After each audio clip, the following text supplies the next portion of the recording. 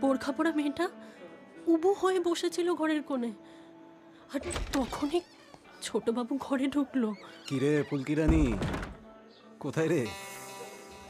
কিরে কোথায় গেলি? করিল দেও, তুই আবার বোরখা পড়েছিস? বলতে করছিস নাকি? তা কোত্থেকে শিখলি? হ্যাঁ ফুলকি রানী, আয় আয় আয়, এদিকে আয় দেখি।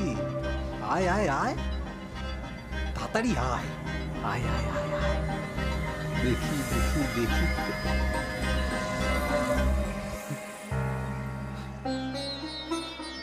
একি একি তুমি তুমি কেন, মানে